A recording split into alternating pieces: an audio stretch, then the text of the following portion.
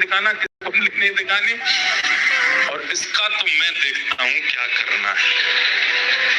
और उसी समय दृष्ट बुद्धि लग गए किसके पीछे? चंद्रहास जी के पीछे। लेकिन दृष्ट बुद्धि ने मन बना लिया किसको नष्ट करना है। सैनिकों को बुलाया, बोले एक काम करना है तुम्हें मेरा। बोले क्या? वृक्षों के नीचे एक बालक घूमता रहता है। बोले हाँ, उसको पकड़ करके ले जाना है और दूर वन में ले जा करके, इतना दूर ले जाना कि खबर भी ना पड़े, दूर वन में ले जाके उसका वध कर दो। और प्रमाण देने के लिए मुझे उसका कोई एक अंग अपने साथ लेकर के आना, जिससे ये प्रमाणित हो जाए कि तुमने उसे मार दिया। सैनिकों ने पूछा महाराज जी उस बालक का अपराध क्या है? बोले अच्छा खबरदार, तुम्हारी हिम्मत क्यों होती है पूछने की? मैं मंत्री हूं, मुझे पता है उसका अपराध क्या है। तुम्हारा ये काम नहीं है कि तुम ये पूछो मुझसे कि उसका अपराध क्या है। उसका जो भी अपराध है मुझे पता है। तुम केवल जितना मैं कहता हूं उतना करो। उस बालक को लेकर के जाओ, कोई देखने ना पाए। बदकों ने कहा महाराज जी हम कहीं गए, हमारे रूप आदि को देख के हमने उसको उठाया, वो चिल्लाया, गांव के लोग आ गए तो बोले रूप बदल के जाओ। बोले क्या रूप बना के जाएं? बोले गले में माला पहन जाओ, धोती पहन जाओ, ऊपर स्वाफा बांध लो, गले में एक झोला टांग लो, संतों का वेश बना लो, और सीताराम सीताराम चिल्लाते हुए जाना। सुना है उसको सत्संग कीर्तन बहुत प्रिय है और संतों के पास वो सहज खुद ही चला जाता है। संत बन के जाओगे तो आ जाएगा। सैनिकों ने संतों का रूप धारण कर लिया और संत रूप धारण करके वो सब सैनिक जन गए चंद्रहास जी के पास। चंद्रहास जी बैठ करके भगवत स्मरण कर रहे थे। प्राण श्री कृष्ण, जीवन श्री कृष्ण, मां श्री कृष्ण, पिता श्री कृष्ण, जीवन उद्धारक श्री कृष्ण, सर्वस्व श्री कृष्ण। जैसे ही वे रूप बदल करके चंद्रहास जी के पास पहुंचे, चंद्रहास जी को देखते ही पता नहीं कैसी एक परम शांति सी का अनुभव उनको चित्त में होने लगा। परम शांति का अनुभव देख करके मानो ऐसा मन होने लगा हम और देख लें, इसके पास बैठ लें, इसके रूप को निहारते रहें, इसकी आंखें, इसकी नाक, इसका मुख, इसके कान, पता नहीं बड़ी अच्छी सी शांति से प्रकट कर रहे हैं। पर सारे सैनिक एक दूसरे के प्रति सोच रहे हैं कि कहीं ऐसा नहीं मुझ में लोभ आ रहा हो, ये सब लोग मेरी स्थिति को देख के कुछ और सोचें। पर वास्तव में सबके चित्त में एक साथ लोभ आ रहा था उसको देखने। एक सैनिक दूसरे से बोला सुनो मैं तो इस पर मोहित हो रहा हूँ, इसको मारने में मैं तुम्हारा साथ नहीं दूंगा, मैं यहीं रुक जाऊंगा, तुम इसको आगे ले जाना। तो दूसरा बोला मेरी भी यही हालत हो रही है। तीसरे को बोलते हैं ये ले जाएगा। तीसरे को बोला सुनो तुमसे पहले तो मैं ही लट्टू हुआ जा रहा हूँ इस पर। कहने का अभिप्राय जिसके चित्त में ठाकुर जी होते हैं ना, उसको देख करके दुर्जन के भी चित्त में कहीं ना कहीं सहज सरलता आती। ये सब प्रमाण है बंधुओं हमारे भजन का। ये सारे जो सैनिक हैं देख करके चंद्रहास जी को देखते रह गए। लेकिन थोड़ी देर बाद इन सैनिकों ने बात की, बोले कि अगर हमने इसको मारने का मन नहीं हो रहा, इसका कोई अपराध नहीं है, पर अगर हमने इसको नहीं मारा तो हम मारे जाएंगे। छोटे छोटे बच्चे, हमारे घर परिवार सब, हमारा वो दृष्ट बुद्धि मंत्री बहुत दुष्ट है, सब खत्म कर देगा इसको नहीं मारा तो। और ऐसा भी नहीं कि हम जाके कह दें कि मार दिया, वो तो प्रमाण मांगेगा, प्रमाण दिखाओ, उसका कोई अंग दिखाओ, क्या काट के लाए हो।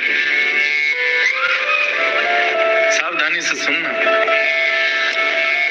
दृष्ट बुद्धि की आज्ञा की ज्यादा प्रेशर था इनके ऊपर, सैनिकों के ऊपर। तो सैनिकों ने जैसे ही आंख खुली चंद्रहास जी की, देखा ओहो संत जन बैठे हैं, संतों के वेश में थे, तुरंत चरणों में प्रणाम किया। अब तो महाराज वो और बिक गए, कितना प्यारा है, एक तो रूप इतना सुंदर, स्वभाव कितना अच्छा है इसका, चरणों में प्रणाम कर रहा है।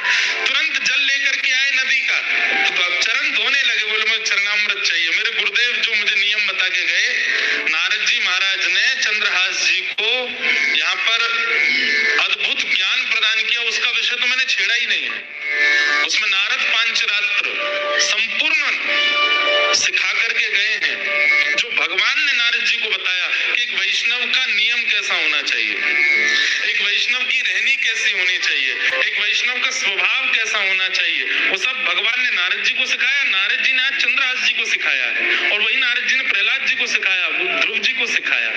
तो उसमें एक नियम है, संत दिखते ही परिचय अपरिचय बाद की बात, दिख रहा है स्वरूप से संत हैं, सबसे पहले प्रणाम करो, और हो सके तो चरणामृत ले लो। चंद्रहास जी दौड़ करके गए, जल लेके आए, चरणामृत लेने लगे। अब वो सब सैनिकों के मन में आवे, कैसे मारेंगे इसको? बोले भैया इसके ऊपर देखो ही मत, आंखों पे हाथ धर लो, अपने बच्चों का विचार करो, अपनी जान प्यारी है तो इसको मारना पड़ेगा। ए बालक चंद्रहास, तुम बहुत अच्छा कीर्तन करते हो, कृपा है ठाकुर जी, हमारे आश्रम पर करोगे? आपका आश्रम कहाँ है? दूर है, यहाँ से जंगल पार करके जाना पड़ता है, चलोगे? चल लूंगा नाथ, संतों की आज्ञा तो नकारनी नहीं है, गुरुदेव की ऐसी आज्ञा है, आप कहते मैं चल लूंगा, चलो। और श्री आगे आगे चारों वो सैनिक चल रहे हैं संत वेश में, और पीछे उनके चरणों को देखते हुए। नियम देखिए, दृष्टि उठा के बात नहीं करनी, महापुरुष से चरण देखते रहिए, केवल उसके चरण देखते हुए उनके चरण चिन्हों को बीच बीच में अपने माथे से लगा लेते हैं। ठाकुर जी रीझते जा रहे हैं चंद्रहास पर, ले गए घनघोर जंगल में, कोसों दूर उस नगर से। अचानक से वे चारों रुके, और जैसे ही पलटे अपना वेश हटाया, सैनिकों के वेश में आ गए, अपने खड़क तलवार आदि लेकर के हाथ में खड़े हो गए। पर वो सैनिकों जैसे लगे ही नहीं रहे, क्यों? आंखों में दया है, हाथ कांप रहे हैं। चंद्रहास बोले, आप सब लोग ये महात्मा जी, आपका रूप कैसे बदल गया? ये संत चरण, आपने अपने कपड़े उतार के क्यों फेंक दिए? माला जी क्यों उतार दी? और ये खड़क आदि क्यों ले दी? चंद्रहास, हमसे ज्यादा बात मत कर, नहीं तो हम तेरे पे मोहित होते चले जाएंगे। तुझे मारने के लिए आए हैं हम, और तुझे मारेंगे। चंद्रहास बालक बोला, पर क्यों? मेरा अपराध क्या? मैंने क्या गलती की? मैंने राजकोष का कुछ चुरा लिया? मैंने किसी के साथ कुछ अपराध किया? मेरे द्वारा किसी को कुछ बुरा लगा? मैंने क्या गलत किया? आप मुझे क्यों मारना चाहते हैं? और मुझे जीने की कोई बहुत इच्छा नहीं, पर अभी तो मेरा जीवन प्रारंभ हुआ। माता पिता बचपन में चले गए, धाई माँ भी छोड़ के चली गई, नगर बदल गए, सब कुछ मैं आपको कहाँ तक बताऊं? जैसे तैसे गुरु कृपा से मुझे गुरुदेव मिले, अब उस नियम पथ पे चल रहा हूँ, ताकि एक दिन श्याम सुंदर मुझको मिलेंगे, मेरे कृष्ण मुझको मिलेंगे, उनसे पहले आप मेरा वध कर दोगे। कम से कम ये बता दीजिए मेरा अपराध क्या है। बताने की अनुमति नहीं है, बस तुमको मारना है।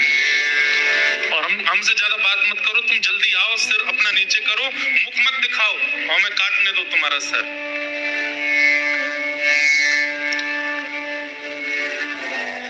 चंद्रहास बालक थोड़े घबरा गए, हाथ जोड़ करके बोले, एक आज्ञा चाहिए। बोले क्या? अंतिम इच्छा मैं अपनी पूरी कर सकता हूँ। बोले क्या अंतिम इच्छा है? बोले आज सुबह से ठाकुर जी की सेवा नहीं करी, अपने ठाकुर सेवा कर लूं, ठाकुर जी का भोग लगा दूं, चरणामृत पी लूं, उसके बाद ले चलना, मार देना। मैं कहाँ गली चौबारों में रहने वाला, मैं किससे जाके कहूँ कि मुझे बचाओ? कोई है भी तो नहीं मेरा, अब मेरे पास कोई रास्ता नहीं, मरना तो मुझे है ही है, पर मैं अपना नियम तो कर लूं। ठाकुर सेवा, अब तू वापस जाएगा ठाकुर जी लेने?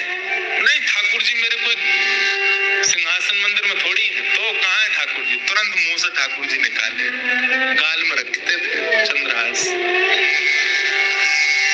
देख करके सैनिकों के नेत्र सजल हो गए, हम कैसे मारे इसको? कितना भावुक है, कितना भक्त, मुख में ठाकुर जी लेके घूमता है। मेरे पास कुर्ता भी नहीं है, मेरे पास जेब भी नहीं है, मेरे पास सिंहासन नहीं, इसलिए मुंह में रख के घूमता हूँ। गुरुदेव ने आज्ञा दे दी, इसलिए अपने मन से नहीं। तुरंत गए पास के जल में जाकर के शालिग्राम भगवान को स्नान कराया, एक पत्र का आसन बना के उस पर बिठा दिया, पुष्प तोड़ के लाए, उनका वंदन करने लगे। एक मट्टी में ही थोड़ा थोड़ा जल मिला के चंदन रज जैसा बना करके ठाकुर जी का तिलक स्वरूप लगाया, ठाकुर जी की प्रसादी तिलक स्वरूप अपने लगाई, फल तोड़ करके लाए, ठाकुर जी को अमनिया करके पवा दिया। सैनिक जन देख रहे हैं और बस एक दूसरे का हाथ पकड़ के कह रहे भैया मुझसे ये अपराध नहीं होगा, मैं अपने घर वालों के लिए मरने को तैयार हूँ, इसको नहीं मारूंगा। अरे थोड़ा धैर्य रख, मारना है, थोड़ा थोड़ा और साहस कर, मारेंगे हम इसको। अंत में ठाकुर जी के चरणों में प्रणाम करते हुए गाने लगे और गाते गाते ठाकुर जी से बोले, हे नाथ, मैं अपने प्राण त्याग रहा हूँ आज आपके चरणों में, बस अपनी एक अंतिम प्रार्थना आपसे करना चाहता हूँ।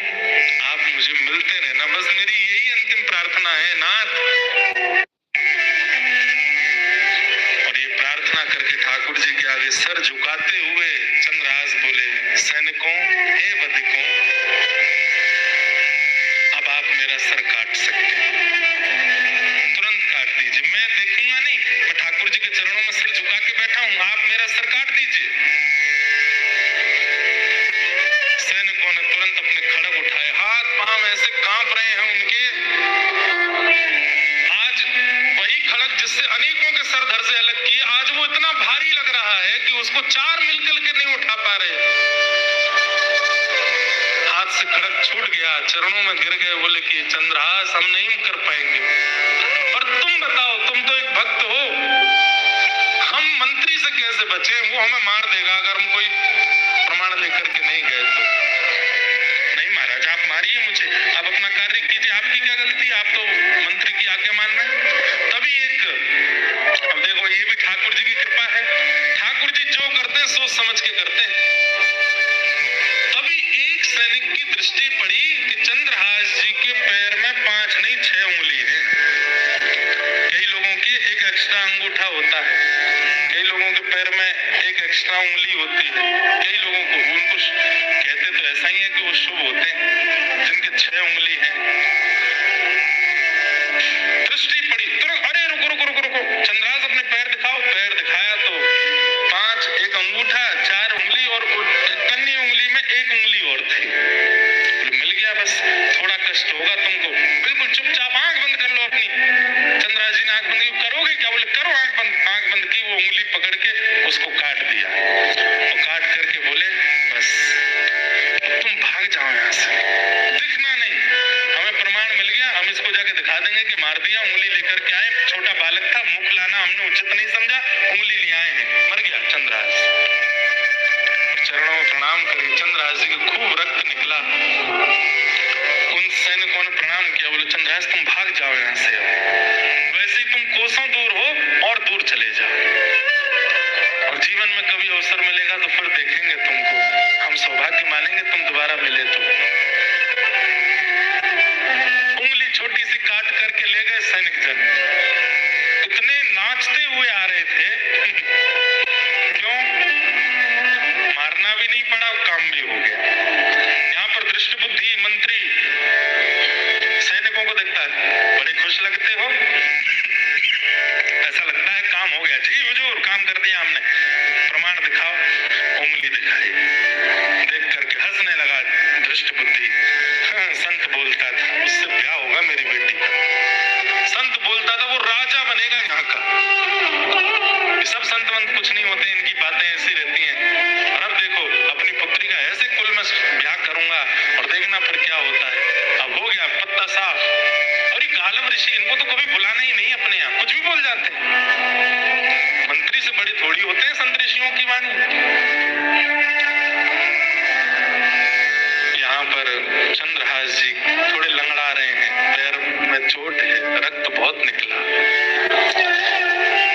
अपने शालिग्राम जी को मुख में धर के कुछ फल आदि पा लिए थे, वहीं सो गए एक वृक्ष के नीचे, सो गए ठाकुर जी का स्मरण करके।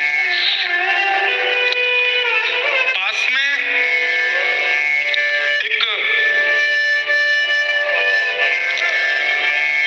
देश था, एक नगर था, और उस नगर का नाम था चंदनावती नगर राज्य। और उस नगर का राजा था, उसका नाम था कुलिंद राजा, उसकी पत्नी का नाम था मेधावती। ये कुलिंद राजा जो थे, इनके कोई संतान नहीं थी। इन्होंने अपने ज्योतिषियों को बुलाया कि भाई मेरा वंश आगे चलेगा कि नहीं, मेरा कोई उत्तराधिकारी बन पाएगा कि नहीं, हम दोनों वृद्ध होते जा रहे हैं। ज्योतिषियों ने बताया, बोले आपका वंश तो आगे नहीं बढ़ेगा, तो फिर कुलिंद नगर का राज्य का राजा कौन होगा? तो उन्होंने देखा, बोले महाराज आपको एक यज्ञ करना पड़ेगा, और उस यज्ञ की पूर्णाहुति कलश लेकर के आपको जंगल में एक सरोवर है, वहां जाना पड़ेगा, वहां स्नान करना पड़ेगा। जब आप वहां से लौट करके आ रहे होंगे, तब आपको एक बालक मिलेगा, वही बालक आप गोद लेंगे और वही बालक कुलिंद देश का राजा बनेगा। ठाकुर जी जैसे स्क्रिप्ट राइटिंग कोई नहीं कर सकता। ऐसी सुंदर डायरेक्टर हो तो ठाकुर जी जैसे। हम सबकी स्क्रिप्ट लिख रखी है उन्होंने, कब कहाँ क्या हो जाए कुछ नहीं पता है। अब सोचिए, अब कुलिंद राजा, उसने अनुष्ठान किया, अनुष्ठान करने के बाद यज्ञ विसर्जन के लिए सरोवर स्नान करने जा रहा है। सरोवर में स्नान करके जैसे लौटे, तो कहा था सैनिकों ने कि ब्राह्मणों ने, लौटते समय बस ध्यान से देखते आना, एक बालक मिलेगा।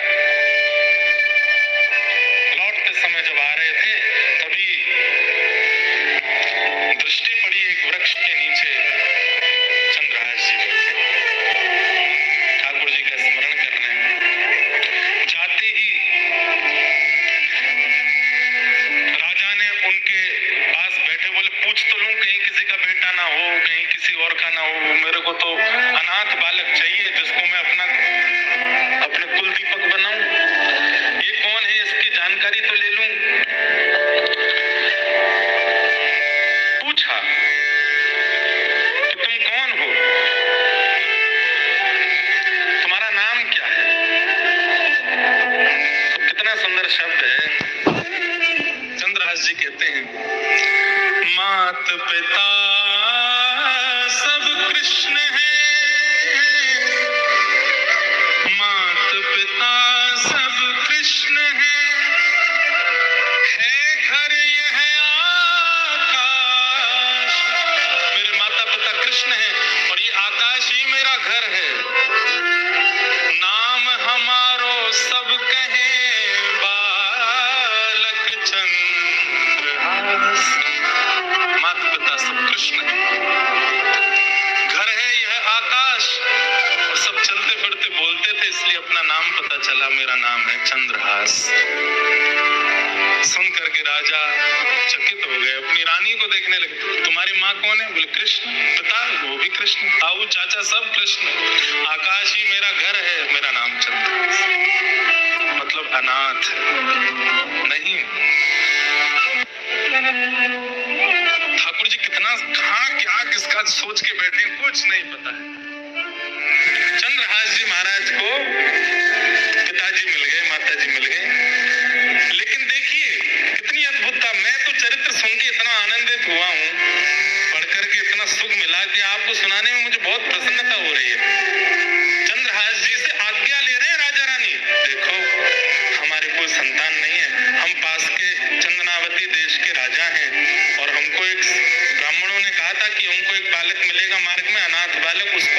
बालक बना, उसी को हम अपनी राज्य का राजा बनाएंगे, उसी को अपना उत्तराधिकारी बनाएंगे। तुम हमारे पुत्र बन सकते हो, हम दोनों को अपने माता पिता रूप में स्वीकार करोगे, तुम जो कहोगे वो हम करेंगे। मतलब जैसे कोई लड़का लड़की का ब्याह होता है, ऐसे संबंध हो रहा है। ये सुनकर के चंद्रहास जी महाराज बोले, देखिए माता पिता तो मेरे कृष्ण हैं, उनके अलावा मैं किसी को मानता नहीं, पर आपको पुत्र की आवश्यकता है, इसलिए मैं आपकी भरपाई तो कर दूंगा, लेकिन मेरी एक शर्त है। क्या? मेरे भजन में, मेरे साधन में, मेरी सेवा में आप विक्षेप तो नहीं करेंगे, मुझे ठाकुर जी के भजन में दिक्कत तो नहीं देंगे। अरे क्यों देंगे हम दिक्कत? तुम्हारे लिए एक छोटा महल बनवा देंगे, तुम राजकुमार होगे उस देश के, प्रेम से रहना, अनेक सेवक हूं। नहीं, मुझे कोई सेवक नहीं चाहिए, मैं अकेला अपने ठाकुर जी की सेवा अपने हाथ से करूंगा, बस मुझे इतना वचन दे दीजिए, मेरी सेवा में आप विक्षेप नहीं डालेंगे तो मैं चलूं। हमें मंजूर है बालक, हम कोई तुम्हारी विक्षेप नहीं, तुम खूब प्रेम से सेवा करना, 24 घंटा लगे रहना सेवा में, बस तुम हमें स्वीकार करो। ठीक है, अगर आप मेरी भक्ति में बाधक नहीं बनेंगे तो मैं पुनः कह दूं, माता पिता तो मेरे कृष्ण हैं, पर आपका पुत्र मैं बन जाता। और श्री चंद्रहास जी ने उस राजा, कुलिंद राजा को अपने आप को पुत्र रूप में प्रदान कर दिया कि आप मुझे ले चलो। सिंहासन पर बैठे महाराज, पुष्प वर्षा हो रही है, लाखों की तादाद में पूरा चंदनावती नगर देख रहा है, हमारा राजकुमार आ रहा है बैठ करके, रथ में बैठ करके श्री चंद्रहास जी पर। ठाकुर जी की लीला है भैया, कहाँ क्या करें, बस उन पर भरोसा रखो। जब अनेक प्रयासों से नहीं मर रहे थे प्रहलाद जी, तब हिरण्यकश्यप ने पूछा, तूने कोई टोना किया है क्या, कोई टोटका है क्या, ये कोई प्रेत तेरी रक्षा कर रहा है क्या? बोले पिताजी ऐसा मत कहो, कोई प्रेत नहीं है, कोई टोना टोटका नहीं है, ना तो मेरा राहु बलवान, ना मेरा केतु बलवान, ना मेरा गुरु बलवान, ना मेरा सूर्य बलवान, ये सारे ग्रह नक्षत्र सब है ही नहीं, एक ग्रह है मेरे जीवन में, क्या? कृष्ण ग्रह। मीराबाई कहती है, बड़ी देर में ताली बजी भैया, भरोसा रखो भैया ठाकुर जी पे, ठाकुर जी ने कुछ अच्छो ही विचार करके रखो है सबके जीवन के लिए। चंद्रहास जी महाराज अगर दुखी हो गए होते, ठाकुर जी ने तो बचपन से ही कष्ट दिए हैं, बचपन से ही पीड़ा दी है, तो आज एक नगर के राजकुमार भी तो बन गए। बस धैर्य रखा, ठाकुर जी की हर गतिविधि पर विश्वास है कि नहीं बढ़िया ही होगा, प्रतीक्षा करो, थोड़ा धैर्य रखो, थोड़ी प्रतीक्षा करो, कुछ अच्छा होगा। रक्त तक निकल सकता, उंगली तक कट जाएगी, प्राण तक निकलने की स्थिति आ जाएगी, पर धैर्य रखो। ठाकुर जी धैर्य परखते हैं।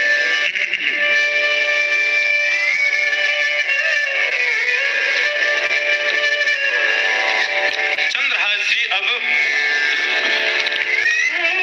चंदनावती राज्य के राजकुमार हैं। राज्य में आते ही पिता ने आज्ञा दी, बेटा चंद्रहास अब तुम देखो, ये मर्यादा है कुल की, तुम्हें विद्यालय पढ़ने जाना होगा। विद्यालय गए, विद्यालय जाकर के चंद्रहास जी ने पूरी शिक्षा ग्रहण की, जैसी शिक्षा एक राजकुमार को प्राप्त होनी चाहिए, वो सब शिक्षा ग्रहण करके वापस आए। वापस आकर के पिता ने उत्तराधिकारी रूप में उनको घोषणा करके पूरे नगर के सामने घोषणा कर दी कि भाई ये हमारे उत्तराधिकारी। चंद्रहास जी जैसे मंच पर आकर के हाथ जोड़े, उनकी रूप को देख करके, मुख का तेज देख करके, नेत्रों की गंभीरता देख करके तो पूरी प्रजा मोहित हो गई। राजा से कह दिया, बोले राजन आपने इतने सुंदर हमारे उत्तराधिकारी चुने हैं, अब तो बस इच्छा हो रही है कि ये राजगद्दी पर कब बैठेंगे, ये राजा कब बनेंगे।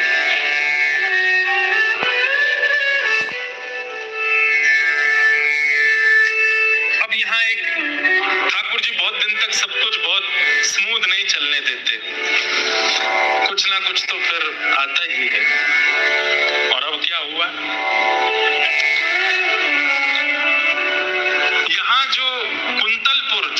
चंद्रहास जी दासी के साथ गए थे। वहां के राजा ने मंत्री दृष्टबुद्धि को बुलाया और कहा कि भाई एक पास में नगर है, उसका नाम है चंद्रावती। बोला बहुत महीने निकल गए, बहुत साल वर्षा होने को आया है, महीने का कर नहीं चुकाया राजा ने, उसके कर नहीं आया। ऐसा लगता है कि प्रजा के कर से खूब आनंद ले रहा है। और क्या करें, आप आज्ञा कबूल सेना लेकर के जाओ, और सेना लेकर के जाकर के या तो राजा से कर वसूल के लाओ और दुगना कर लेके आना, और देने से मना करे तो चढ़ाई करके उसको नष्ट कराना। कौन जा रहा है? दृष्ट बुद्धि। और जिस नगर में जा रहा हूं वहां का राजकुमार कौन है? चंद्रहास। दृष्ट बुद्धि ने तैयारी कर ली अपने सब सेना की। बोले ले लो तीर कमान तलवार सब धर लो, चंद्रावती नगर जाना है और वहां जाकर के राजा से कर मांगना, नहीं देगा तो उसको मार देंगे, उसको उसकी पूरी प्रजा को। और आजकल हमने सुना नया राजकुमार बनाया उसने। अब ये तैयारी हो रहे थे तो इनकी पत्नी दृष्ट बुद्धि की पत्नी आकर के बोली सुनिए, आप मंत्री पद पर इतने व्यस्त रहते हैं, आपको घर परिवार का बिल्कुल ध्यान नहीं रहता, विषया बड़ी होती जा रही है, उसके लिए सुंदर वर ढूंढ लेना। और अपने नगर में तो करने में संकोच होता है। प्राचीन काल में एक ही शहर में ब्याह कम होते थे, थोड़ा दूसरे नगर के लोगों से करते थे। बोले मां चंदनावती में अगर कोई अच्छा लड़का मिले तो देख के आना, थोड़ी दृष्टि इस रूप में भी घुमाना, केवल कर वसूलने की भावना से मत जाना, आंखों को थोड़ा ऐसे भी घुमाना, मेरी बेटी है उसके लिए कोई सुयोग वर मिले मुझे। खिड़की पर खड़ी खड़ी विषया सुन रही थी। पुत्री, हाँ पिताजी कैसा वर चाहिए? ऐसी कोई इच्छा नहीं पिताजी, आप जो ढूंढेंगे अच्छा ही होगा, पर बस रूप सुंदर हो, गुण का अच्छा हो, बस और कोई मुझे ज्यादा विशेष धन से मुझको कोई लोभ नहीं, घर परिवार कैसा भी हो, बस रूप सुंदर हो और स्वभाव का मधुर हो। धृष्टद्युम्न ने बुलाया, सर पे हाथ धरा, मैं ढूंढ के लाऊंगा तेरे लिए, अच्छा वर ढूंढूंगा, चिंता मत कर। राजा ने जो कर मांगने को कहा वो बाद में होगा, पहले तेरे लिए पूरा नगर घूमूंगा, अगर कोई अच्छा लड़का मिला चंदनावती में कोई लड़का ढूंढ के तेरा ब्याह करूंगा। जी पिताजी। यहाँ वो दृष्टबुद्धि अपने पूरी सेना लेकर के निकल रहा है, और वहां चंदनावती के राजा को अचानक याद आया और उसने चंद्रहास जी को बुलाया। पुत्र चंद्रहास, राजकुमार चंद्रहास, बोले जी तुम मिले तो हम तो इतने खो गए तुम में, इतना प्रेम तुमसे बढ़ गया, इतने आनंद में मैं और तुम्हारी माँ रहने लगे कि हमने एक बहुत बड़ी गलती कर दी। बोले क्या? हमारा जो मुख्य राज्य है जिसके अंतर्गत हम आते हैं वो कुंतलपुर है, वहां के राजा को हम हर महीना कर देते हैं, वो कर तो हमने दिया ही नहीं। बेटा वो कर पूरा वापस करना है राजा को, और मेरे मन ऐसा है तुम भी साथ चलो, मैं राजा से थोड़ा परिचय भी करा दूंगा कि हमारे राजकुमार जो आज्ञा पिताजी। और सुनो, कर थोड़ा जितना है उसका दुगना ले लेते हैं, कहीं राजा क्रोधित ना हो, उसको दे आते हैं। बड़े राजा तो वही है, हमारा तो नगर छोटा है। जी पिताजी। पूरी तैयारी होने लगी, यहाँ पर सब कर आदि इकट्ठा करने लगे, सब धन आदि सब बैलगाड़ियों में सजाने लगे। इतने में ही शंखनाद हुआ। बोले शंखनाद किस बात का? बोले कुंतलपुर के महामंत्री दृष्टबुद्धि अपनी सेना लेकर के आए हैं और राजा को कह रहे हैं कि वो स्तब्ध हो जाए, उससे कुछ कठिन चर्चा करनी है हमें। राजा चंदनावती के बोले बेटा चंद्रहास, हम तो करने ही जा रहे थे, पर वो देखो मंत्री ही आ गया, बात तो करनी पड़ेगी। अंदर सिंहासन पर जाके बैठे मंत्री, बड़े नगर का मंत्री भी राजा के समान पूजनीय, उसका खूब स्वागत किया, वंदन किया, लाकर के बिठाया। मंत्री जी ने आगे कहा, बोले राजन, हमें ऐसा लगता है कि तुम बहुत ज्यादा जो है धन के मद में भूल गए, कर नहीं दिया तुमने कुंतलपुर का।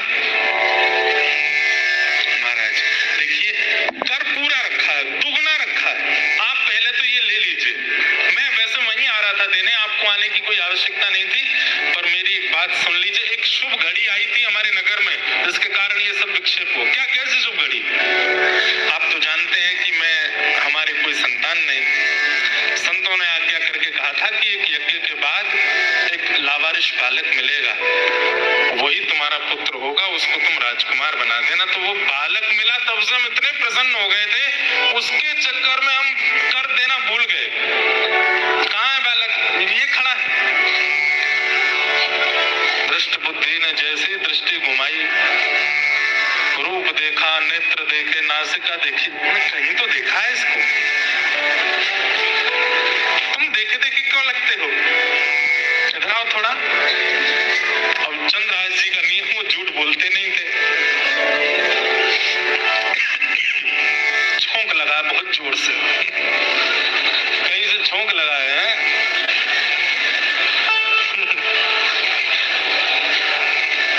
दृष्ट बुद्धि के मन में लगा है मिर्ची का छोंक। कथा चल रही है और घटने लग जाए स्थिति, समझो कि वास्तविक में सुन रहे हैं आचार्य चरण। दृष्ट बुद्धि के छोंक लग गया चित्त में, बोले कि हे दृष्ट बुद्धि, कहीं ये वही तो नहीं जो तुम सोच रहे हो? नहीं, वो कैसे हो सकता है? उंगली तो मेरे पास ही रखी है, वो तो नहीं होगा। चंद्रहास जी मंद मंद मुस्कुराए। तुम हंस क्यों रहे हो मुझे देख के? महाराज सुनो, इधर आओ, पादुका उतारना अपनी। चंद्रहास जी बोले जी। जैसे ही पादुका उतारी तो इकन्नी उंगली के पास में, अब वो कटा हुआ थोड़ा दिखता तो है उसका, वो भले भरा हुआ, जैसे ही देखा, तुम्हारे पहले 6 उंगली थी क्या? हे भगवान, मेरा नाम दृष्ट बुद्धि, मेरे साथ इतना बड़ा अत्याचार, अन्याय, मेरी प्रजा खेल गई मेरे साथ। मैं इतना घमंड करता था कि मेरे जैसा महामंत्री नहीं मिलेगा किसी को, सेना इशारे पर नाचती है, मेरे साथ ऐसा करती। तुम्हारा नाम चंद्रहास है? चंद्रहास जी हंस गए। जी महामंत्री जी, मैं चंद्रहास। इतने में राजा आया, कंधे पर, हमने इसका राज्य तिलक आदि तो कर ही दिया है, अभी हमारा राजकुमार है, भावी हमारी चंदनावती का राजा। जैसे ही कई राजा तो सब चिल्लाने लगे, चंद्रहास राजकुमार की जय हो, चंद्रहास राजकुमार की जय हो। दृष्ट बुद्धि खड़ा खड़ा देख रहा है, दांत कसकसा रहा है। हाँ, बहुत अच्छा, बहुत अच्छा, सुंदर पुत्र है तुम्हारा, अच्छा बालक मिला, भगवान की कृपा है तुम्हारी। बस यही कारण था कि हम कर नहीं दे पाए। इसके लाड़ प्यार में और इसके उसमें हम इतने व्यस्त हो गए। पर महाराज जी आप चिंता ना करें, ये दुगना कर है। 1 साल का कर नहीं दिया मैंने, ये 2 साल का कर दे रहा हूँ। और इसका मतलब ये नहीं अगले साल नहीं दूंगा, ये 1 साल का अधिक मैंने अपनी तरफ से प्रसन्नता में दिया है राजा के। मंत्री दृष्ट बुद्धि की तो बुद्धि काम कर नहीं रही, वो तो चंद्रहास को देखें और उनको ये याद आवे, वो संत कह के गए थे यही पति बनेगा तुम्हारी बेटी का। चंद्रहास को देख करके, अब उनका नाम ही है धृष्ट बुद्धि, जिसकी बुद्धि परम धृष्ट है।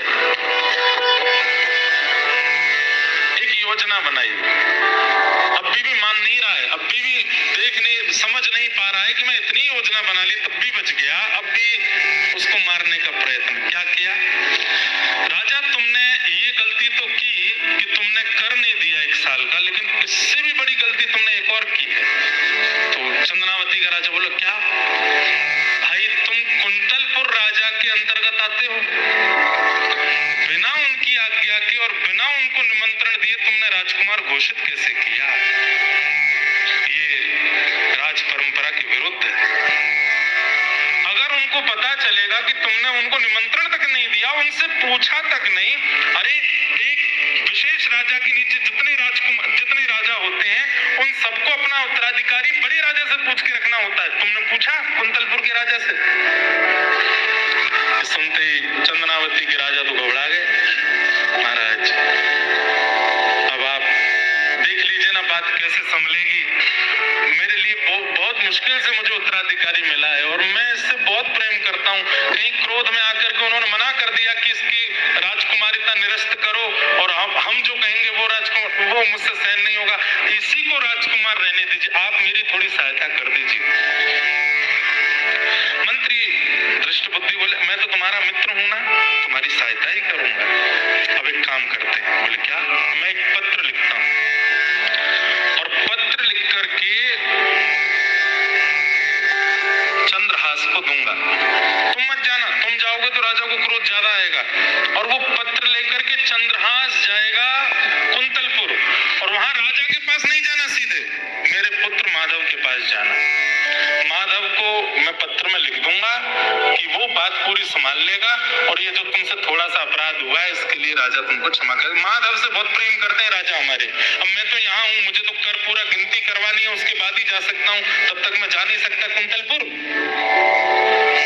तो मुझे तो यहीं रहना पड़ेगा। तुम चंद्रहास को भेजो और मैं पत्र लिख देता हूँ। पत्र लिखा और चंद्रहास से कहा पत्र में लिख देता हूँ, इस पे ऊपर मोहर लगाऊंगा, खोलना नहीं रास्ते में, सीधे जाके मेरे पुत्र माधव को देना। मैं क्यों पढ़ूंगा आपका पत्र, आप लिख दीजिए। पत्र में लिखा, माधव मैं तुम्हारा पिता दृष्ट बुद्धि बड़े होश और आवाज में लिख रहा हूँ कि जो पत्रवाहक तुम्हारे सामने पत्र लेकर के आया है ये तुम्हारा विशेष शत्रु है। इसके रूप पर आकृष्ट मत हो जाना, इसके गुण पर आकर्षित मत हो जाना, इसकी बोली चाली तुमको बहुत लुभाएगी, इसकी बातों में तुम बिल्कुल इसके चक्रव्यूह में फंस जाओगे। लेकिन पुत्र, ये तुम्हारा और तुम्हारे पिता का महान द्रोही है। बिना कोई संकोच करे और बिना मेरी प्रतीक्षा करे, बिना किसी से पूछे योजना बना करके इसको विष दे देना। नीचे अपना सिग्नेचर कर दिया दृष्ट बुद्धि और लिख करके उस पर सील लगा दी, ऊपर स्टैंप लगा करके ऊपर लिख दिया प्रिय माधव। चंद्रहास इधर आओ, खोलना नहीं इसको। नहीं, मैं क्यों खोलूंगा, लेके जाओ और सीधे मेरे पुत्र माधव के पास जाना, जाकर के उसको दे देना, वो सब बात संभाल लेगा। राजा मैंने संभाल ली तुम्हारी। अरे मंत्री जी आप तो बड़े हमारे कृपालु, कितनी कृपा आपकी हमारे ऊपर है। निकल पड़े चंदनावती से रात्रि में एक घोड़े पर बैठ करके परम भक्त श्री चंद्रहास जी रास्ते भर कीर्तन करते जा रहे हैं, ठाकुर जी का स्मरण करते हुए जा रहे हैं, बड़े भाव से ठाकुर जी को याद कर रहे हैं। रात भर हो गई चलते चलते, सुबह पहुंचे कुंतलपुर। बहुत सुंदर कथा है बंधुओं, भाव से सुनो, ठाकुर जी कैसे कृपा करते हैं। कुंतलपुर जैसे पहुंचे तो ये तो इनका पुराना नगर था, ये बचपन की सारी यादें आ गई। मेरी माँ मुझे लेकर के यहाँ आई थी, यहाँ पे हम लोग रहे थे, ये मंत्री जी का घर है, यहाँ पे हम खाते थे, यहाँ पे खेलते थे, सब मन में घूमने लगी बातें। दृष्ट बुद्धि ने विचार किया, चंद्रहास जी ने विचार किया, सुबह सुबह का समय है, अभी तो सब भोर में जग रहे होंगे, अभी सीधे माधव के पास जाना, मुझे लगता है कि वो भी स्नान ध्यान कर रहा होगा, अभी क्या सीधे उसके पास जाता हूँ। ये पास में बगीचा है, यहाँ पर रुक करके थोड़ा अपने ठाकुर जी की सेवा कर लूं, स्नान ध्यान कर लूं और सेवा आदि करके फिर चलेंगे माधव के पास। बगीचे में पहुंचे, जाके स्नान किया, सरोवर में जल लेकर के अपने मुख से ठाकुर जी निकाले, सेवा करी, सेवा आदि करके ठाकुर जी को बढ़िया प्रसाद भोग लगाया फलों का। फल पा लिए तो चंद्रहास जी रात भर सोए नहीं, घोड़ा चलाए थे तो थोड़ी थकान सी लगी उनको। अपनी पाग उतार के नीचे रखी, पाग के ही जैसे ऐसे पाग बांधते हैं तो एक पाग के छोड़ में ही वो पत्र रखा था, रख दिया। अपने हाथ के तकिया लगा करके ठाकुर जी के ऊपर एक उंगली रख के मेरे पास रहे, उस भाव से सो गए। गहरी नींद आ गई चंद्रहास जी को। चंद्रहास जी यहाँ गहरी नींद में सोए और आज परम पावन कोई देवी का दिवस था, उस बगीचे में देवी का मंदिर था। देवी पूजन करने के लिए विषया वहां पर आई, दृष्ट बुद्धि की बेटी। आपको याद तो हो रही है ना, कथा कहीं भूलते तो नहीं जा रहे कुछ नहीं। तो दृष्ट बुद्धि की बेटी बेटी विषया, वो उस बगीचे में देवी पूजन करने के लिए आई। देवी पूजन करने के लिए सब सखियों के साथ में आई थी। देवी मंदिर में ही मिलते हैं सबको। रुक्मणी जी को कृष्ण मिल गए देवी मंदिर में, सीता जी को राम जी मिल गए देवी अर्चना में। आज कात्यायनी महामाई, हमारे यहाँ तो कहते गोपियां भी तो देवी आराधना करती, तभी तो रास बिहार हुआ। योग मायाम उपासना, देवी आराधन करने के लिए पुष्प चयन कर रही थी विषया अपने सखियों के साथ। पुष्प चयन करते करते एक डाल हटाई तो दृष्टि पड़ी, अपने हाथ की तकिया लगाए सोए हैं चंद्रहास, परम सुंदर रूप का तो कहना ही क्या, घुंघराले केश हैं, आहा ऐसी ऐसी मुख कांति। मैंने कहा ना, ये भक्त चरित्र भी है और एक बड़ी विशुद्ध प्रेम कथा भी है चंद्रहास की। श्री राधा रमणीय हमारे श्री प्रियादास जी महाराज, जिन्होंने भक्तमाल का विस्तार किया, उन्होंने चंद्रहास जी का चरित्र कहा भी है। जैसे ही देखा चंद्रहास की ओर, प्रेम के लक्षण प्रकट होने लगे चित्त में, नेत्रों में अश्रुपात होने लगा, हाथ पांव कांपने लगे और चित्त में ठाकुर जी का परम प्रेम प्रगाढ़ होने लगा। स्मृति आई विषया को, शायद कहीं तो देखा है, ये रूप पहले भी देखा है। सखियां सब पुष्प चयन कर रही थी, चयन करके तुरंत विषया गई देवी मंदिर में जाकर के अर्पण कराई। बोले कि जो बाहर लेटे हैं, या तो यही मेरे पति बन जाए या ऐसा कोई पति मुझे प्राप्त हो जाए। रूप का सुंदर, उसको रूप ही चाहिए था, गुण ही चाहिए था। प्रणाम करके वापस लौट करके आई। अब तो एक झरोके में बैठ करके बस देखते रह जा रही है, वो सो रहे हैं चंद्रहास जी। देखते देखते बोले कहीं तो देखा है, थोड़ा और पास गई, कहीं से तो देखा है, और पास गई, कहीं तो देखा था। पास जाकर के देखा, लेकिन अब बड़े हो गए चंद्रहास जी तो इतने समझ में नहीं आए कौन है, कहां से है, कैसे। तभी आसपास देखा क्या है, तो शालिग्राम भगवान थे, उन पे एक उंगली रख करके सो रहे थे। और पास में एक पगड़ी रखी है, उस पगड़ी में से वो जो पत्र था वो थोड़ा सा दृष्टिगोचर हो रहा था, और उस पत्र में भी वही भाग थोड़ा सा बाहर निकला है जिस पे लिखा है प्रिय पुत्र माधव। और माधव कौन है इनका भाई? माधव, माधव के लिए पत्र, तो मेरा भाई है माधव। धीमे से पत्र निकाला, पत्र निकाल करके जैसे वो धीमे धीमे हटाई, जो मोहर लगी थी, मोहर देख के पहचान गई तो हमारे राजवंश की मोहर है। प्रिय माधव, कहीं भाई का पत्र तो नहीं, देख तो लूं क्या है इस पत्र में। तुरंत खोल करके जैसे ही देखा तो ऊपर ही लिखा था प्रिय पुत्र माधव, मैं तुम्हारा पिता दृष्ट बुद्धि, अपने पूरे होश आवाज में तुमसे कह रहा हूं कि पत्रवाहक जो तुम्हारे पास आ रहा है,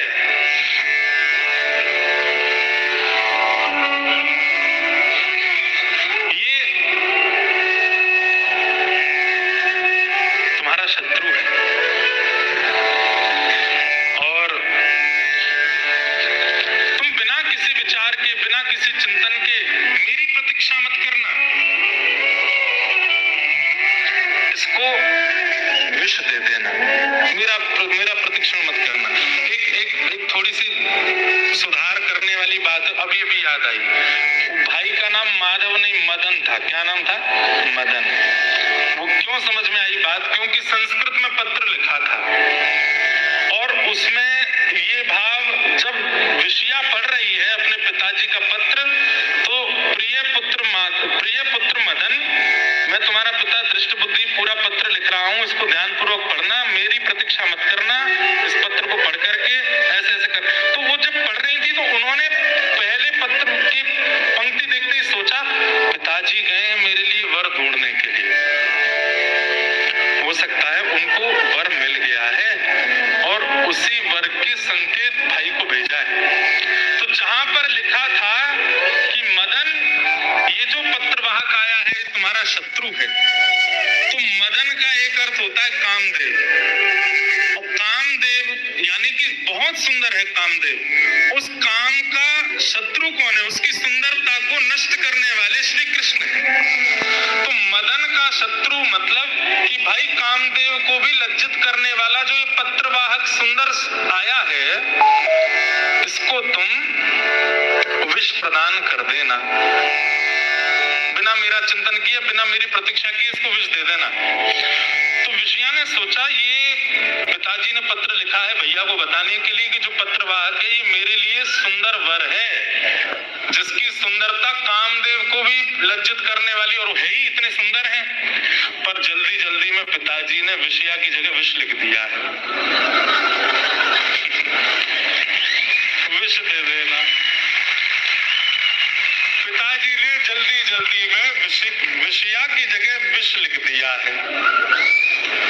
पर भैया के पास ये पत्र मैं लेके जाऊंगी तो बात अलग जाएगी, इनको ही जाना चाहिए। पर मैं इसको कैसे ठीक करूं? काली स्याही से लिखा है। तुरंत विषया ने एक नुकीली कोई सीख निकाली और अपने आंखों का काजल लेकर के उस पर लगाया, सीख पर। वो संस्कृत में पूरा लिखा था, विषयस्मयी प्रदायतम।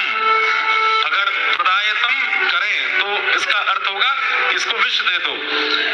अब उन्होंने सोचा कि विषयस्मयी को विषयामयी कर दूं तो मतलब मैं हो जाऊंगी।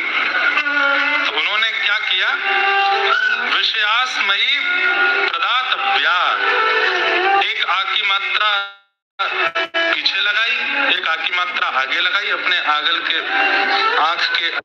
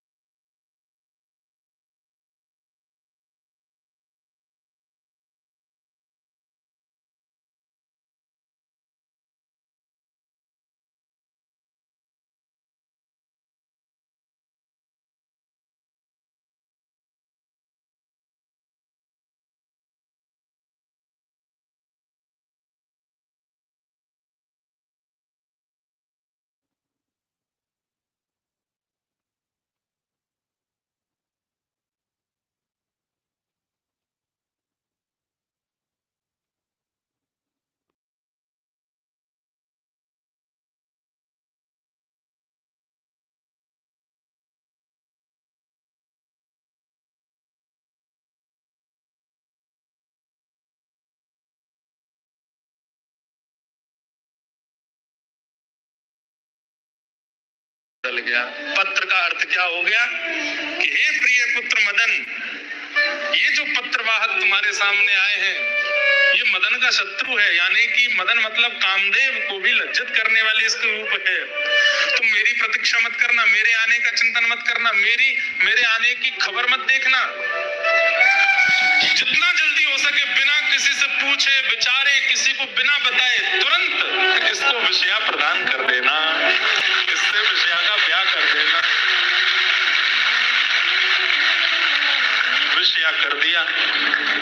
विषया करके तुरंत वो लेके और कहीं से कुछ गर्म सा कुछ लाई, उससे वो जो मोहर थी उसको थोड़ा पिघला करके और उसको पुनः लगा करके मोड़ मरोड़ करके फिर से आग में धर के और विषया पलैया लेकर के भाग गई वहां से। बढ़िया होगा। जाके भैया से बोले, भैया जल्दी तैयार हो जाओ। क्यों?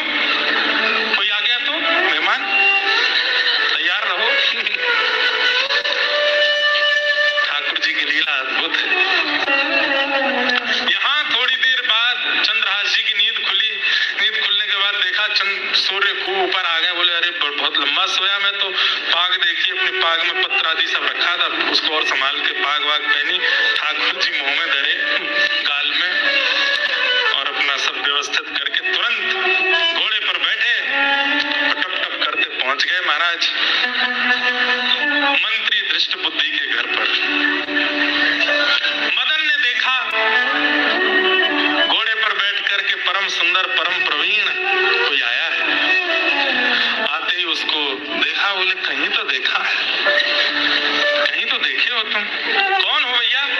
अरे मदन भैया मुझे भूल गए, आपको पूरी नगरी मंत्री पुत्र कहती है। बचपन में एक आपका सखा था, दासी पुत्र उसको सब कहते थे। अच्छा चंद्रहास? बोले, हाँ भैया चंद्रहास। अरे भैया तुम्हारे संग तो बहुत खेले हम, इधर आओ, हृदय से लगा लिया। बोले, तुम तो पहचान में ही नहीं आए। बोले, भैया बस सब आयु बढ़ गई, लेकिन बहुत अच्छा लगा कि आप मुझे मिल गए। अरे तुम तो बचपन में ऐसे ही रहते थे, आज बड़े सुंदर लग रहे हो, बड़े मधुर लग रहे हो, तुम्हारा रूप कांति सब बिल्कुल बढ़िया।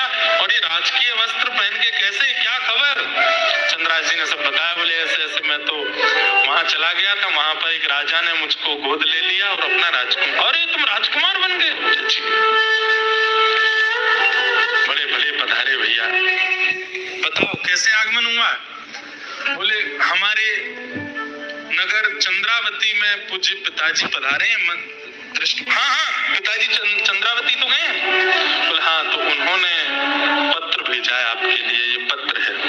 पत्र खोल करके तुरंत वो हटा करके पत्र खोल करके, प्रिय पुत्र मदन, तुम्हारे सामने जो खड़ा है पत्रवाहक, ये मदन का शत्रु है, काम को लज्जित करने वाला है। इसकी सुंदरता पर, इसकी भाव पर, इसके सब पर मदन मोहित होता है। इसलिए ठाकुर जी को मदन मोहन कहा जाता है, क्योंकि काम भी मोहित होता है उनके रूप पर। तुम इसके रूप को देख करके मेरी प्रतीक्षा मत करना, मेरे आने का विचार मत करना, मैं आऊं तभी सब काम हो, ऐसा कोई भाव मन में मत रखना। मेरे आने से पहले ही बिना किसी को बताए, बिना खबर दिए, बिना निमंत्रण दिए विषया को इसको प्रदान कर देना। अब पत्र देखते जा रहे हैं, सामने देखे मदन के नेत्र सजल हो गए। बोले, मेरे जीजाजी खड़े सामने। दौड़ करके गए, तो सबको तो नहीं बताना, माँ को तो बताना। माँ माँ माँ सुनो। बोले, हाँ क्या हुआ?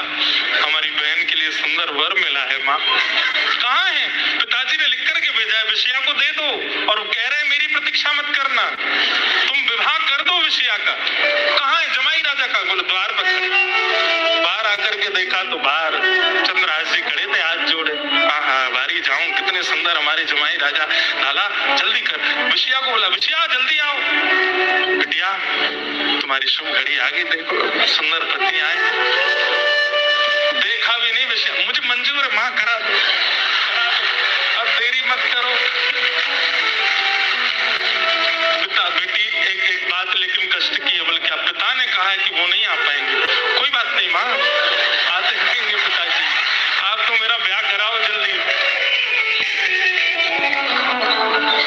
ये कथा नारद जी सुना रहे हैं और अर्जुन और कृष्ण बैठ करके सुन रहे हैं, ठाकुर जी सुन रहे हैं बैठ करके चंद्रहास का चरित्र।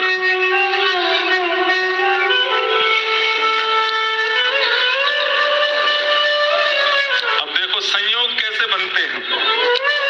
बेटा किसी को तो नहीं बताना, मैं हूं, तुम हो और विषया है और जमाई दी है, बस हम में ब्याह कर लेंगे, लेकिन ब्याह पढ़ाने वाले पंडित जी तो चाहिए। जाओ कोई पंडित जी को बुला लाओ। अब ये मदन जैसे ही निकल रहा था घर से, इतने में गालब ऋषि आ गए सामने, जो कह के गए थे कि इनका ब्याह होगा।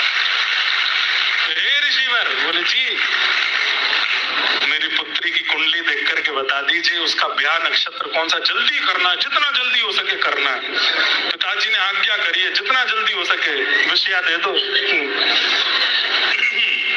गालव ऋषि भीतर आए, मंद मंद मुस्कुरा रहे थे, सब जानते तो थे।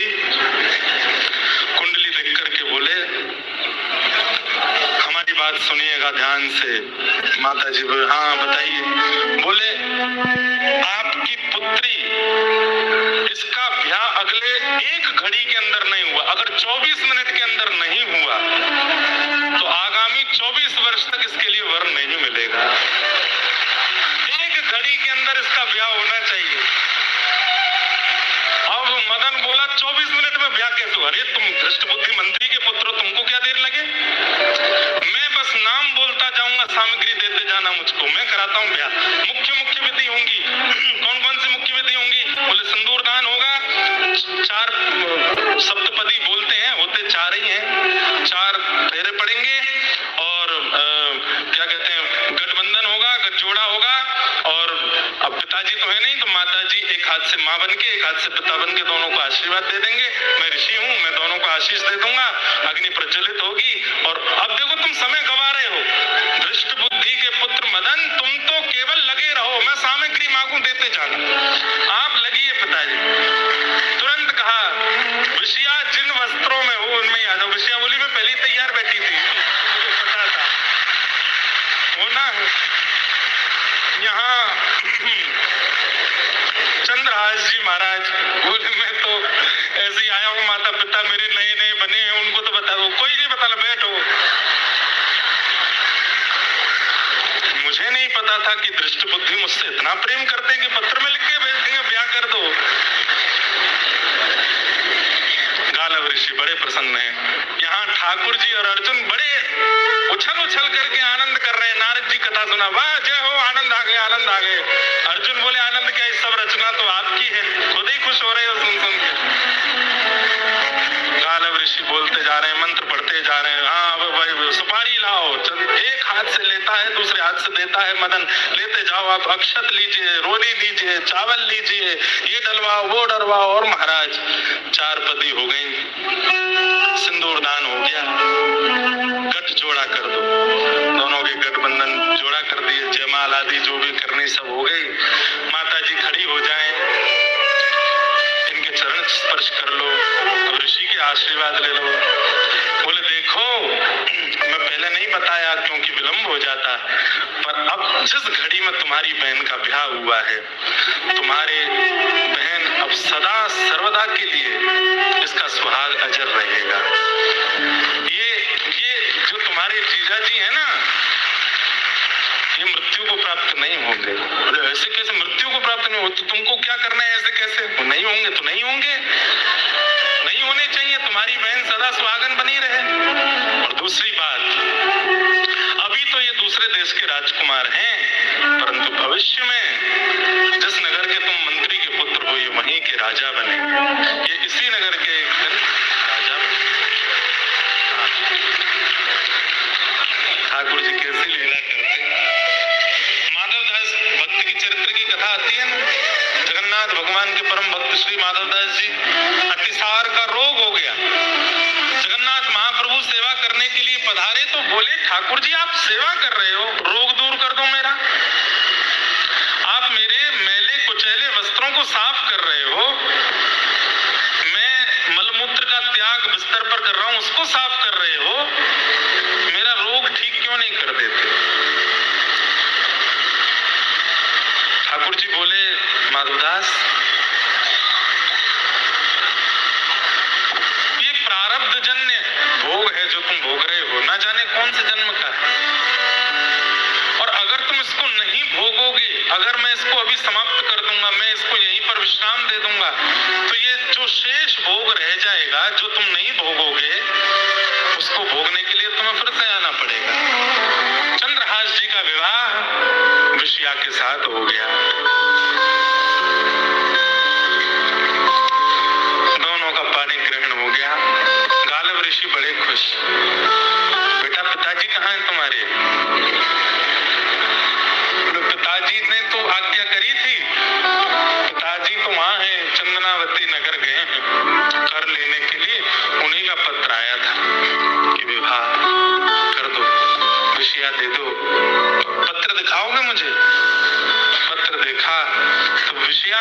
जैसे देखा समझ गए विष की आज्ञा है, और नाथ की कृपा विषया हो गया। बहुत अच्छा।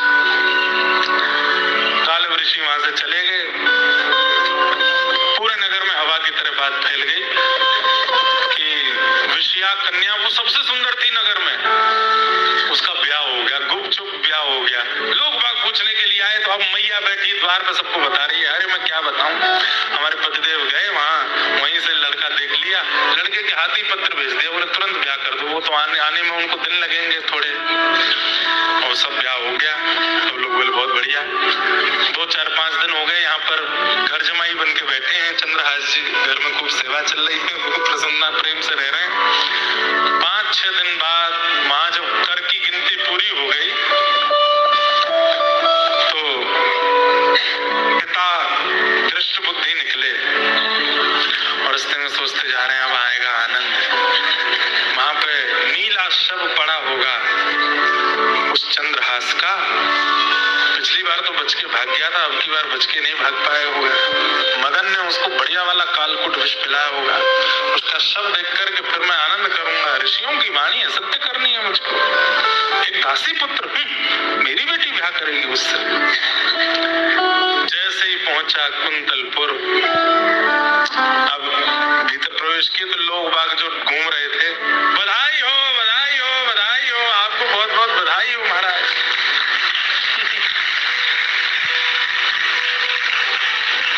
काय बात की बधाई?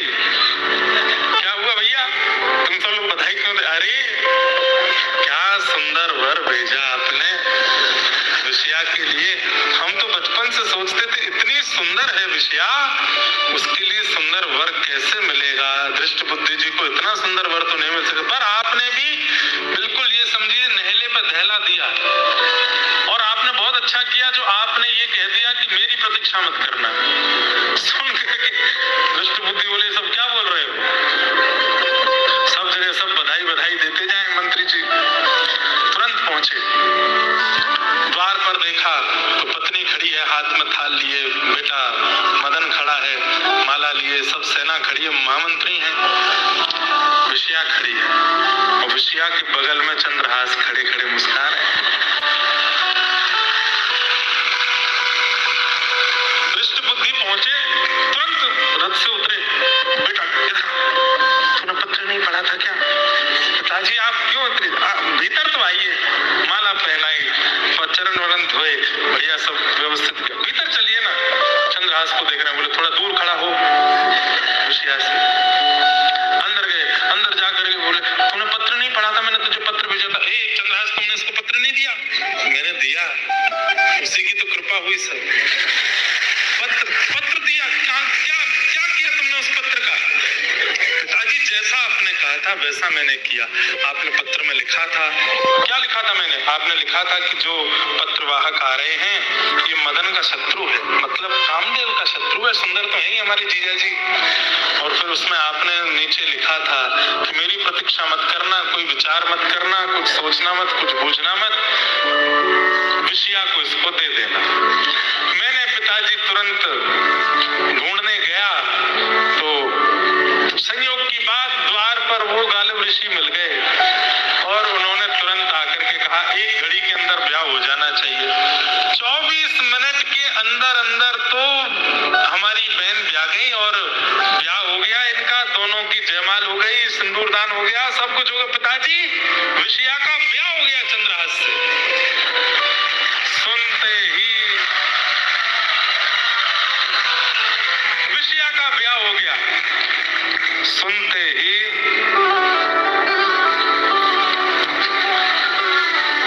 रोने लगे। ये क्या हो गया? मैंने कितना प्रयास किया था बचाने का। अरे मूर्ख, ये तूने क्या कर दिया? पिताजी मुझे पता है आपको बहुत कष्ट है, मैंने आपकी प्रतीक्षा नहीं की, पर आपने लिखा था कि प्रतीक्षा मत करना, इसीलिए मैंने जल्दीबाजी में सब कर दिया। पिताजी बहुत अच्छे से सब हो गया है, बहुत बढ़िया। हमारे जीजा जी चंदनावती के राजा भी हैं। 4 दिन तक उठा नहीं बिस्तर से।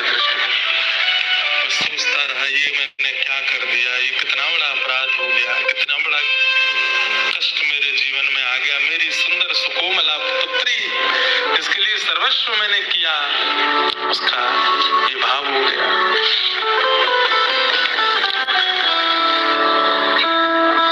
बहुत अच्छा है, अच्छा है, पति मिल गया हमारी बेटी को, करेंगे कुछ ना कुछ प्रयास। चरित्र तो खूब विस्तृत है, सूक्ष्म में थोड़ा और सुना दूं। अब भी चेता नहीं। अब मतलब ये सोचिए कि इतना अपने ऊपर बात लिया है, जिस पुत्री के लिए सुयोग वर ढूंढने के लिए इसने हजारों योजनाएं बना रखी थी, उस पुत्री के लिए अब ये तक विचार करने पर आ गया कि विधवा हो जाए चलेगा, लेकिन दासी पुत्र मेरे घर में जमाई नहीं बनेगा, इसको मार के रहूंगा। जाको राखे साइया मार सके ना को, बाल न बाका कर सके जो जग में। धृष्टद्युम्न ने एक योजना बनाई। क्या योजना बनाई? फिर से बुलाया सैनिकों को, और सैनिकों को जाकर के कहा वो हमारे यहाँ बगीचा है। बोले हाँ, उसमें देवी मंदिर है। बोले जी, चुप करके वहां खड़े हो जाओ, तलवार निकाल करके, क्योंकि अब मैं कहूंगा देख के मारो, तो देख के तो मारते ही नहीं है इसको, इसका रूप देख करके तो मारने का मन नहीं होता। अब ऐसी योजना बनाते हैं कि कह देंगे कि भाई सुबह सुबह जो सबसे पहले मंदिर में आवे उसका सर धड़ से अलग कर देना बिना देखे, वो हमारे राज्य का शत्रु है। यहाँ सैनिकों को भेज दिया, वहां पर जाकर के सब सैनिक खड़े हो गए। रात्रि में इन्होंने अपने सब परिवारी जनों के साथ बैठ करके सबसे कहा कि एक योजना बनी है। बोले क्या? हमको एक संत मिले थे जब मैं चंदनावती से आ रहा था, तो उन्होंने कहा है कि तुम्हारे यहाँ जो कुल देवी हैं उनकी पूजा करनी पड़ेगी, किसको? होने वाले जमाई को, और अकेले जाना पड़ेगा, सुबह सुबह भोर में जाना पड़ेगा। पुत्र, कल विषया तुम भी नहीं जाओगी, मदन तुम भी नहीं जाओगे, हम भी नहीं जाएंगे, अकेले जमाई राजा जाएंगे और मंदिर में जाके देवी पूजन सुबह सुबह भोर में करेंगे, और वहां देवी पुष्प को ये चढ़ाएंगे, तभी इनका जीवन कल्याण में आदि आदि बहाने बना दिए। ठीक है। यहाँ ये हुआ था कि विषया का ब्याह पढ़ा करके गालव ऋषि जब निकल रहे थे अपने गंतव्य की ओर, तो उस समय राजा अटारी पर खड़े थे कुंतलपुर के। उन्होंने देख लिया गालव ऋषि को, तुरंत बुलवाया। बोले कि आप हमारे यहाँ पधारो। पधारे। बोले कि महाराज, हमारे राज्य की कुशलता के लिए मुझे कुछ आज्ञा कीजिए, सब मंगल में बना रहे। बोले कल सुबह भोर में सबसे पहले देवी पूजन करने जाओ। राजा को ही आज्ञा कर दी। बोले कल सुबह सुबह चले जाएंगे महाराज। अब यहाँ वही हुआ, यहाँ पर मंत्री जी ने भेज रखे थे अंदर कि जो भी आवे सर धड़ से अलग कर देना। राजा तो इतना उत्साहित था अपने राज्य के कल्याण के लिए कि राजा भोर में ही सबसे पूर्व ही वहां अकेले पहुंच गया। आज्ञा करके गए थे अकेले जाना, राज आदि वो सब मत लेके जाना। राजा ने जैसे प्रवेश किया भीतर, सैनिकों ने उसका वध कर दिया।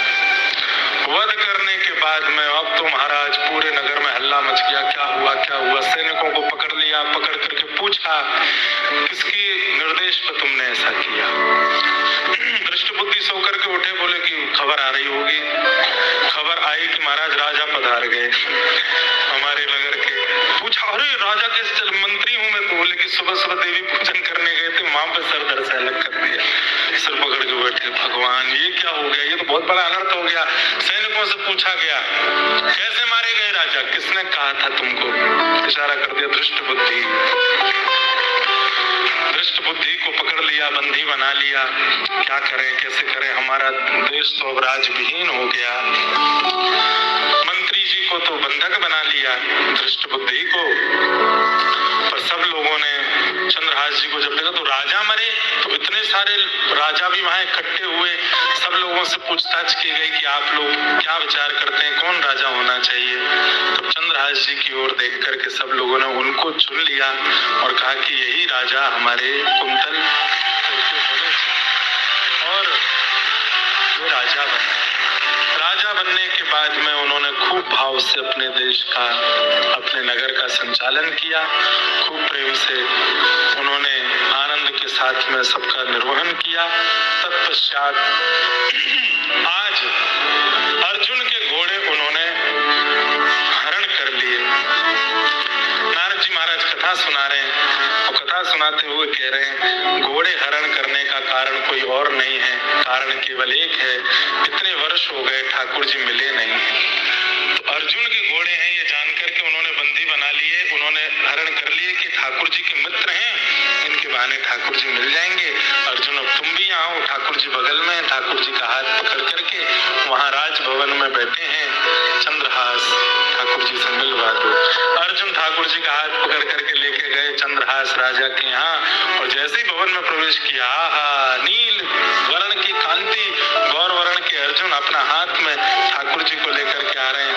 चंद्रहास राजगद्दी पर बैठ करके देखते हैं, जैसी दृष्टि डालते हैं ठाकुर जी को देख करके आनंदित हो जाते हैं, चरणों में लिपट जाते हैं, भगवान चंद्रहास को हृदय से लगाते हैं। पहली बार ऐसा अनुभव हुआ, कथा सुनकर के भक्त को भगवान के दर्शन हुए, पर कथा सुन के भगवान ठाकुर जी के पास, भक्त के पास गए। ऐसे भक्त चंद्रहास को हम बारंबार प्रणाम करते हैं। बोलो भक्त वत्सल भगवान की, श्री गिरिराज धरण की, श्याम सुंदर श्री यमुने महारानी की, प्यारे गिरधर लाल की, पूछरी के लौटा की, हो